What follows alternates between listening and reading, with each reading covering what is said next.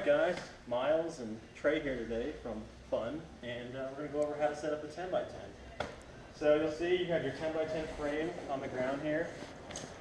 It's connected into these keys right here with the bungee that holds it together when transporting it. You'll notice it's just like that on both sides. Now when you transport these 10x10s or carry them around, you typically want to grab it by the second pole right here. And just pick it up just like that.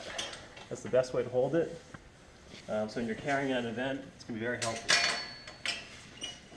Now for setting up the 10x10, I always recommend a flat surface. If you're on a slope, it's kind of going to mess with it. Slight slope will be alright, but mainly a flat surface. Can set up on grass, can set up in cement practically anywhere. So we're going to start here by undoing our bungees. I always recommend having a partner to work with you. It just makes it go a little faster and a lot more efficient. We're going to pull our keys out on each side.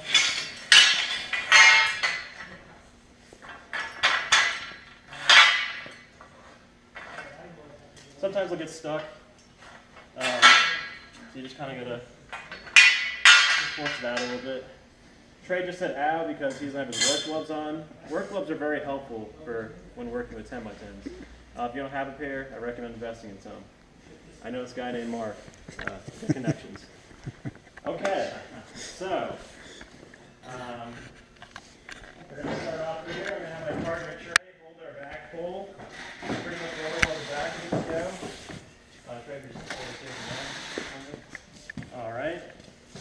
Now we're not going to be messing with any of these pieces with the eyes for right now. We're just only going to be doing these regular flat poles. We'll get to those a little bit later. So I'm going to start one here. I'm going to create a little initial tripod to start. So down here. Grab another pole. Right here. Okay. And then we're going to add another leg. So we got the tripod to start. Add our other back leg. We're putting this middle slot here, not the one at the bottom. Sometimes you got to bend your pole a little bit to make it go in straight. And Trey's going to get the other pole in. Okay, at this point, it'll stand freely. You don't have to worry about it falling on you. Just pay attention to the angle here and make sure that you're setting this pole in the right angle so your eyes are facing the way they need to go, not outward. So we'll get our last pole in. Well, not our last foot in.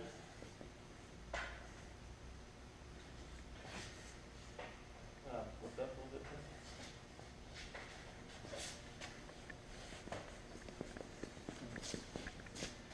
There we go. Yeah, sometimes it'll be a little tough putting it in, depending on what 10x10 set you get. All right, so we get the main ground base done. Now we're going to work on our top. I like to start right at the back first. So I'll have Trey come on one side over here. This is where having a partner is very helpful. It definitely makes it a lot easier. And you'll notice that this is kind of at like on an angle. Just going to pull it towards me and get nice and straight. I'm just going straight down. No forcing. Find the angle. Good to find the angle, exactly. No forcing. All right, we're going to go ahead and do our front section now.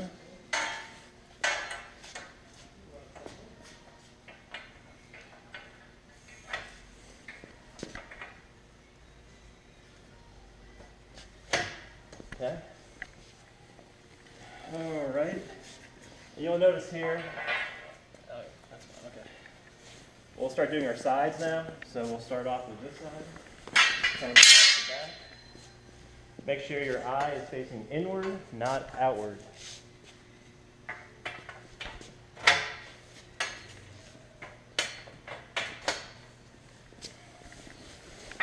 Okay.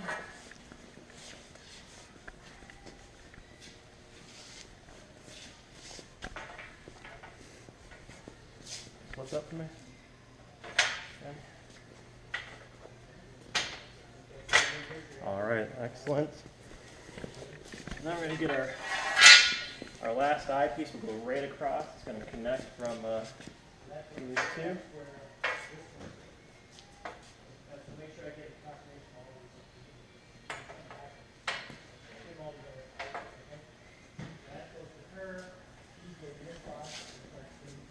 Put it closer to your side, Trey. No, like just like where it's about to go. All right. So right now I'm at a tiny bit of a standstill. I'm having trouble getting my side in. So you can actually take your key you have here. Make sure it's on a nice straight angle. Just give it a little tap. I'll get it down in the groove. Here, we'll get Trey's side too. And really only use this technique when you really have to. Really just try to find the right angle and put it in there. Our last pole will just go on the bottom here. So if you're ever having trouble with one of these poles and you have a bad pole, this is the pole, your designated bad pole spot. It's not necessarily mandatory that your 10x10 has this, but it definitely is a place for our last bar. That way it feels like we have a back here. So now we get to this part, we're going to go ahead and start our roof.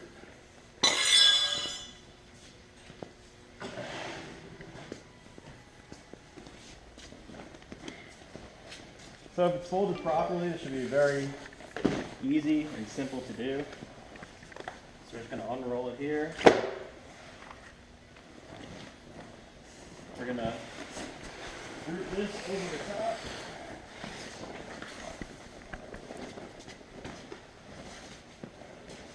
Right in the center. We went a little too far. You want both ends to be nice and equal. Hang on, right about. Super close.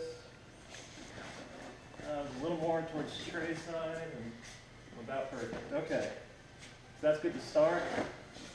We'll start unraveling it on this top bar. I'll take it all the way. Now, our canopy top is the right way because our stripes should go vertical with the 10x10 top. If you see them going across this way, your top is not on right, you need to make an adjustment. So the first thing I like to do is get my corners. I'm going to go ahead and Velcro them all. Trey's doing the opposite on his side right now. Really just get your corners Velcroed ahead of time. And just start with your corners. Come up top. Just get it in there for the time being. And as you get it on the corner, start getting this fringe over the top. It's going to make it a little easier. I'm going to do my second corner now though.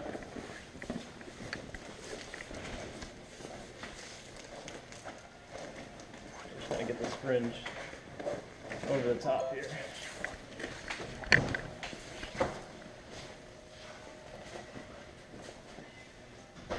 Okay. And likewise on this side to make it a little easier for Trey over there. This slack being pulled over.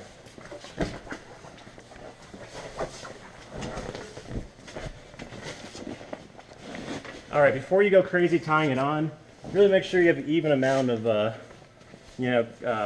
canvas top material on each corner. So like this side, I can definitely pull down a little more. All right, looks pretty even to me. Typically, if you have a shorter side, maybe like this back side here, I usually like to tie the shorter side first, just to get secured. So I'll come back here, pull down with my string, and that way it's just going to stay a little more secure throughout the tying process. But we were fortunate enough today to get one of the ones without the clips, just the regular tie. I recommend a bow tie. It's going to make it a lot easier for tearing down at the end of the event. And it keeps the string kind of relatively up there. You don't want it to dangle too much. If it's dangling too much, it's going to look bad on your event for your customer.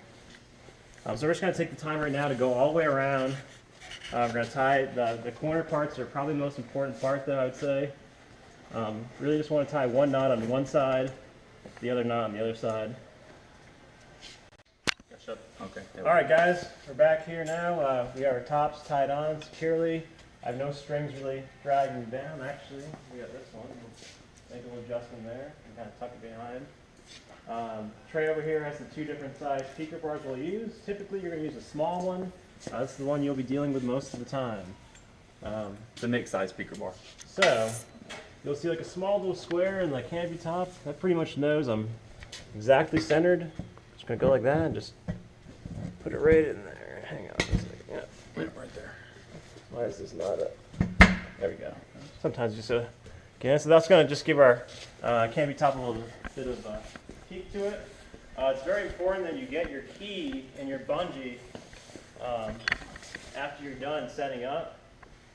This is huge because when we're at an event, we have a ton of these. We don't want to lose track of either of these. It's going to make it a nightmare tearing down if we don't know where they are. You're going to go right back into here. Put your bungee just like that. And last but not least here, we need to put the front of our 10x10 on. So we have the top just like this. So on this right here, these poles actually go upward. Your natural instinct will be, oh yeah, flip it around the other way, kind of like how a car booth is. Not quite. It needs to go like this. You'll have these grooves right here that you need to get into. I recommend usually doing one side first, then going ahead and doing the other side. Makes it a little easier. Move that side in. Move that side in. Sure. Okay. I'm going to kind of help Trey out so he can get a side in a little easier. Find the angle, no forcing. Yep, sometimes bend that main pole. Okay. Trey's side's in over there. Now we're just going to go ahead and get my side. See how I'm moving this whole leg out just to get it to the perfect angle we need. Okay, got the bottom piece in, yep. So securely in. And here we have it, our 10x10 booth. I can make some snow cones, some popcorn. You can play some games, whatever we need to do.